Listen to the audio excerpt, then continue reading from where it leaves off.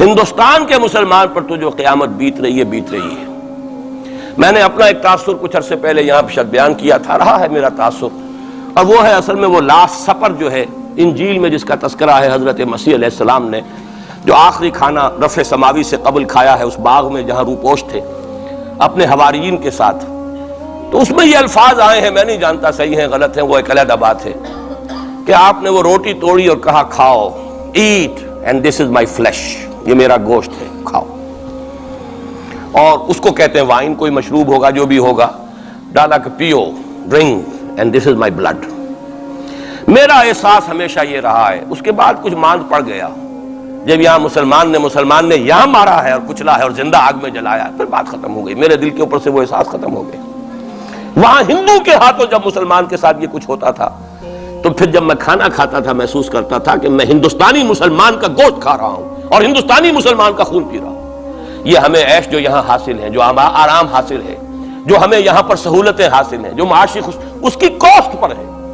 اس نے آپ کو یہ ملک لے کر دیا اور آج تک اس کی قیمت ادا کر رہا ہے، اور ہم جو ہے عیش کر رہے ہیں، گل چھرے اڑا رہے ہیں۔ یہاں جس کے پاس 2 پیسے ہو گئے برقع اتار کے اس نے پھینک دیا، یہ معلوم ہوتا ہے کہ یہ تو مفلسی کو چھپانے کا ذریعہ تھا۔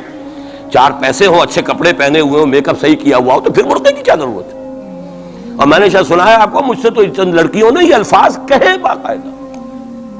میں جب پریکٹس کرتا تھا لاہور میں کرشن نگر میں، تو ایک گھرانے کی، اور مجھے معلوم ہوا کہ ان کے والد انتہائی نیک تہجد گزار، کئی لڑکیاں تھیں بہنیں، ایک ہی تقریباً عمر 200 سے 1.5 سال کی، کبھی وہ آتی تھی کلینک میں میرے تو برقعے سمیت، کبھی آ رہے ہیں تو بغیر برقعے کے۔ میں نے پوچھا یہ کیا تماشا ہے آپ لوگوں کا، کبھی بغیر برقعے کے کبھی برقعے سمیت۔ صاف جواب دیا، میں ان کے الفاظ کوٹ اینڈ کوٹ میں ان کے الفاظ کوٹ کر رہا ہوں، ڈاکٹر صاحب جب ہمیں کوئی میک اپ کرنے کا، کپڑے بدلنے کا موقع نہیں ملتا تو ہم برقع پہن لیتے ہیں، اور جب ہمیں موقع ملتا پھر ہم برقع کائے کو پہنتے۔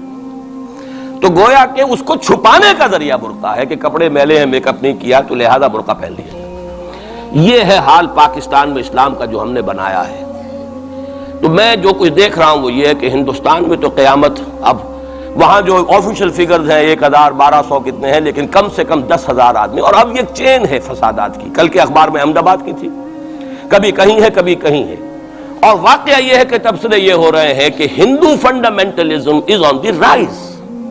یہ جو کچھ ہوا ہے، جتنا بھی اس کے اندر ان کو گرایا گیا ہے، ان کی حکومتیں گرائی گئی ہیں، اس سے انہیں تقویت حاصل ہو رہی ہے، they are getting stronger and stronger. Congress کے لیے اب اپنی جو ہے جان بچانی مشکل ہے، اور اس وقت سب سے بڑا ان کے لیے جو ہو گیا وہ یہ ہے کہ وہ کمیونسٹوں کی سپورٹ کے بغیر چل نہیں سکتے، اور کمیونسٹ جو ہے وہ ان کی جو اس وقت وہ امریکہ کے زیر اثر جو اپنی اکنامک پالیسیز چینج کر رہے ہیں اس کا ساتھ دینے کو تیار نہیں، تو یہ ڈائلیما ہے۔ جبکہ ادھر جو ہے وہ بالکل جو ہندو ذہن ہے وہاں کا ریوائولسٹ ذہن وہ پوری طریقے سے قائم۔ تو اب اس وقت میں اس کے حوالے سے عرض کر رہا ہوں کہ ہندوستان اور پھر پاکستان کو علیحدہ نہ سمجھیے، اس لیے کہ ہندوستان کو اگر انہوں نے مسلمانوں سے یا اسلام سے خالی کرا لیا تو پھر ان کے بعد ان کا ٹارگٹ جو ہے پاکستان تو ہے ہی ہے، ہم تو ان کے ٹارگٹ نمبر 1 ہیں۔ ذہناً انہوں نے کبھی پاکستان کو تسلیم نہیں کیا، اور ہمارا اب ساتھی ہے کون؟ اللہ پر تو نہ یقین نہ اس سے ہمارا تعلق، جو معاملہ نہ دارت سخن آشنا نہ باشد۔ اللہ سے تعلق کیا ہے ہمارا؟ اللہ سے کون سی دوستی ہے؟ اللہ کیوں ساتھ ہے ہمارا؟ ہم تو مجرم ہیں نمبر 1 اس کے، اور باقی دنیا میں جن پر سہارا تھا، جن پہ تکیہ تھا، وہی پتے ہوا دینے لگے۔ وہ تو بالکل امریکہ کی پالیسی معلوم ہوتی ہے کہ ہمیں تو ہاتھ پاؤں باندھ کر جیسے ہندو کے سامنے ڈال دیا جائے۔ کبھی وہ ٹیررسٹ اسٹیٹ قرار دینے کی دھمکی آ جاتی ہے، فیلرز کی شکل میں آ جاتی ہے۔ یہ فیلرز دیے جاتے ہیں اس لیے تاکہ بات پہنچ جائے۔